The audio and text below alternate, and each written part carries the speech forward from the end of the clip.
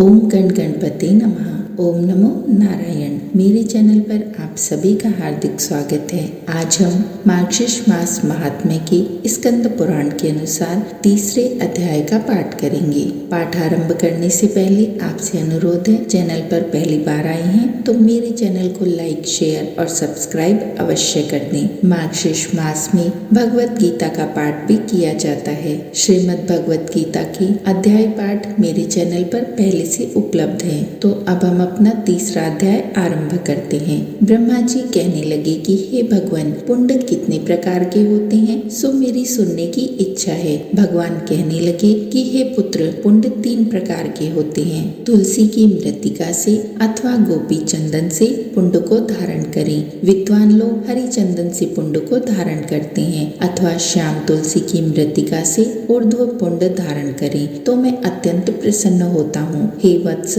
गोपी चंदन का महात्म्य सुनो। जो द्वारिका की मिट्टी को हाथ में लेकर ऊर्ध्व पुण्य धारण करता है, उसके पुण्य कर्म का कोटि गुना फल होता है। और जो गोपी चंदन को मस्तक पर क्रियाहीन श्रद्धाहीन भी धारण करता है, उसका फल सदैव नाशहीन होता है। जो द्विज अर्थात ब्राह्मण, क्षत्रिय और वैश्य गोपी चंदन के पुण्य को सदैव हर समय धारण करता है, उसको सूर्य ग्रहण के समय कुरुक्षेत्र में, माघ मास में, प्रयाग में स्नान दान आदि के पुण्य का फल प्राप्त होता है। उससे भी अधिक मेरे घर अर्थात वैकुंठ में जाकर देवता के समान हो जाता है। जिसके घर में गोपी चंदन रहता है और भक्ति से जो गोपी चंदन के पुण्य को अपने ललाट पर धारण करता है, उसके घर में हे ब्राह्मण, कंस को मैं वध करने वाला कृष्ण लक्ष्मी के सहित वास करता हूँ। जो इस कलयुग में पापों को नाश करने वाली द्वारिका की मिट्टी को मेरा मंत्र पढ़कर ललाट में धारण करता है, वह चाहे कितना ही बड़ा पापी क्यों न हो, यमराज का दर्शन नहीं करता।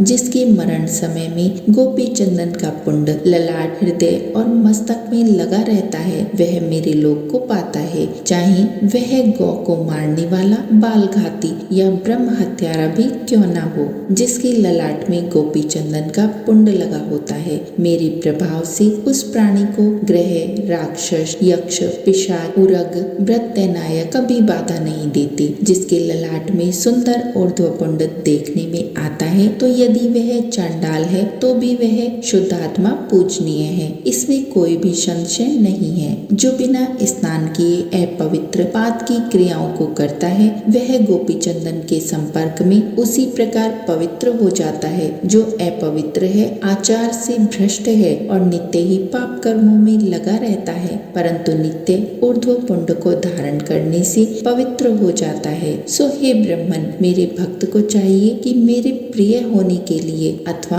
अपने कल्याण और रक्षा के लिए मेरे पूजन और हवन के समय प्रातः काल और सायंकाल नित्य ही सावधान होकर इस संसार से मुक्त कर देने वाले ऊर्ध्व पुण्य को धारण करे। ऊर्ध्व पुण्य को धारण करने वाला चाहे चांडाल ही क्यों न हो और वह चाहे कहीं भी मर जाए, विमान में बैठकर मेरे लोक को पाकर पूजित हो जाता है। ऊर्ध्व पुण्य को धारण करने वाला जिसके अन्न को भी खाता है, उसी समय उसके 20 कुलों का नरक से उद्धार कर देता है। जो शीशे में अथवा जल में देखकर विधि पूर्वक ऊर्ध्व पुण्य धारण करता है, वह परम गति को प्राप्त होता है। अनामिका उंगली से तिलक धारण करने से शांति मिलती है। मध्यमा उंगली आयु को बढ़ाने वाली और अंगुष्ठ पुष्टि देने वाला तथा तर्जनी मोक्ष को देने वाली है। जो गोपी चंदन का टुकड़ा किसी वैष्णव को देता है, वह अपने 8 कुलों को तार देता है। जो बिना ऊर्ध्व पुण्य तिलकों के यज्ञ, दान, तप, हवन, वेद पाठ, पितृ तर्पण आदि करता है, उसका सब कृत्य व्यर्थ हो जाता है। जिन मनुष्यों का ललाट बिना ऊर्ध्व पुण्य का होता है, उनका मुख मैं कभी नहीं देखना चाहता, क्योंकि वह मुख शमशान के तुल्य होता है। विष्णु भगवान की कृपा के लिए ऊर्ध्व पुण्य को भगवान को अत्यंत प्रिय है, उसको धारण करता है तथा मत्स्य, कूर्म आदि को धारण करता है। तथा इस कलयुग में द्वारिकापुरी की मिट्टी से मत्स्य, कुर्म आदि चिन्हों को धारण करता है। उसके शरीर को तुम मेरा ही शरीर समझो। इसीलिए अपनी भलाई चाहने वाला पुरुष मेरे शरीर और उसके शरीर में कुछ भी अंतर न समझे। जिसके शरीर में मेरे अवतारों के चिन्ह देखने में आते हैं उनको मेरा शरीर ही जानना चाहिए। उनका पाप कर्म भी पुण्य में परिवर्तित हो जाता है। जो मनुष्य अपने शरीर में शंख, चक्र, गदा, पद्म, मत्स्य और कुर्म की रचना करता है उसके पुण्य की सदैव वृद्धि और 100 जन्मों के पाप नष्ट हो जाते हैं। इस कलयुग के समय जिसके शरीर में मेरे आयुधों के चिन्ह देखने में आते हैं मेरे ही रूप है। जिसका शरीर नित्य नारायण के आयुधों से चिन्हित होता है उसके चाहे करोड़ों पाप क्यों न हो, यमराज उसका क्या कर सकता है। शंखों द्वारा तीर्थ में कोटि जन्म वास करने वाले को जो फल मिलता है वह फल अपने दक्षिण हाथ में शंख के चिन्ह को धारण करने वाले को प्रतिदिन मिलता है। पुष्कर तीर्थ में विष्णु के दर्शन से जो फल कहा गया है उसके कोटि गुना अधिक फल शंख के ऊपर कमल के चिन्ह धारण करने को मिलता है। कलयुग में जिसकी वाम भुजा पर गदा का चिन्ह लगा रहता है गदाधर भगवान उसको गया श्राद्ध का फल प्रतिदिन देते हैं। काशी में चक्र स्वामी के समीप लिंग दर्शन से जो फल मिलता है वही फल अपने शरीर में गदा और चक्र के लिखने से मिलता है। जिसका शरीर गोपी चंदन से रचित मेरे आयुधों से चिन्हित है उसको प्रयाग आदि तीर्थों में जाने की क्या आवश्यकता है, क्योंकि वहां जाने से जो फल प्राप्त होता है वह उसको वहां पर ही मिल जाता है। हे ब्राह्मण, मैं जब जब शंख, चक्र आदि से चिन्हित शरीर को देखता हूँ तब तभी मुझको अत्यंत प्रसन्नता होती है और उसके पापों को अवश्य भस्म कर डालता हूँ। जिसके शरीर में प्रतिदिन तथा अहोरात्र शंख, चक्र, गदा और पद्म का चिन्ह लिखा रहता है वह मेरी ही आत्मा और मेरा ही स्वरूप है। जो कलयुग में नारायण के आयुधों के चिन्ह को धारण करके पुण्य के कर्मों को करता है उसको उस कर्म का मेरु के तुल्य फल मिलता है। इसमें कुछ भी संशय नहीं है। हे पुत्र, जो शंख आयुधों से चिन्हित होकर विधिहीन भी श्राद्ध करता है तो उसको श्राद्ध का अक्षय पुण्य फल मिलता है। जिस प्रकार अग्नि देवता वायु से प्रेरित होकर काष्ठ को अत्यंत जला देता है वैसे ही मेरे आयुधों को देखकर पाप समूह जल जाते हैं। ओम नमो नारायण इस 8 अक्षरों वाले मंत्र से युक्त मुद्रा को स्वर्ण या चांदी से बने मेरे शंख आदि आयुधों को धारण करता है, विशेष रूप से कलयुग में धारण करता है, वह मुझको प्रहलाद के समान प्रिय है। नारायण की मुद्रा, शंख, चक्र आदि के चिन्ह तथा आंवले के फलों की माला और तुलसी की लकड़ी की माला तथा 12 चित्त मंत्र ओम नमो भगवते वासुदेवाय इसको और मेरे आयुधों को धारण करता है वह वैष्णव मेरे समान ही हो जाता है। जिसके घर में शंख, चक्र के चिन्ह से चिन्हित शरीरधारी ब्राह्मण भोजन करता है,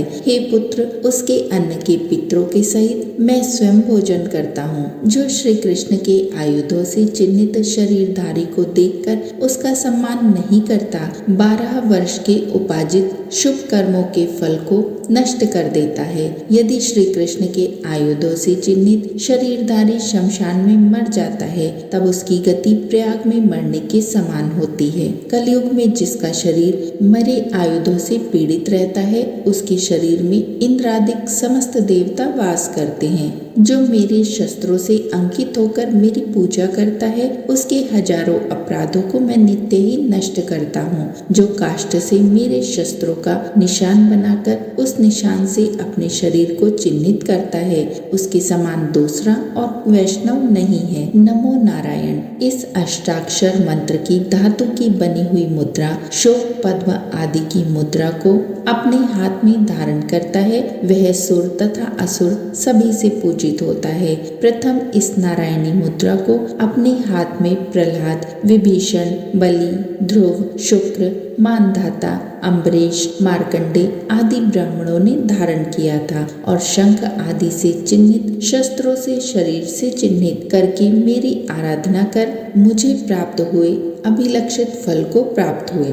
गोपी चंदन की मिट्टी से जिसका शरीर चिन्हित है तथा शंख चक्र पद्म आदि से चिन्हित है, मैं उसके शरीर में सदैव वास करता हूँ। बुद्धिमान विद्वान सोने चांदी तांबा कांसे लोहे का चक्र बनाकर धारण कर और वह चक्र 12 आरा 6 कोस और 3 बलि से विभूषित हो। विद्वान ऐसे सुदर्शन चक्र को बनाए और उपवीत के समान सदैव शंख चक्र और गदा को धारण करें। विशेष करके ब्राह्मण और वैष्णव लोग इस चक्र के चिन्ह को शिखा और यज्ञोपवीत के समान धारण करें। चक्र के चिन्ह से जिस ब्राह्मण का शरीर रहित है उसका समस्त कर्म निष्फल है और जिसका शरीर मेरे चक्र से चिन्हित है वह सदा ही पवित्र है। यह वेद का वचन है। विद्वान पुरुष को चाहिए कि जो हव्य देवताओं के निमित्त दिया हुआ और कव्य पितरों के निमित्त दिया हुआ दान ऐसे ब्राह्मण को देवे जो चक्रांकित हो। चक्र चिन्ह रूप कवच को देवता और दानव भी नहीं तोड़ सकते तथा वह मनुष्य समस्त प्राणियों तथा राक्षसों से भी अजय हो जाता है। जिसके शरीर में मेरा चक्र चिन्ह रूपी कवच होता है उसके गृह में पुत्र आदि का अशुभ नहीं होता। ब्राह्मण अपनी दक्षिण भुजा में सुदर्शन चक्र को और वाम भुजा में शंख को धारण करे।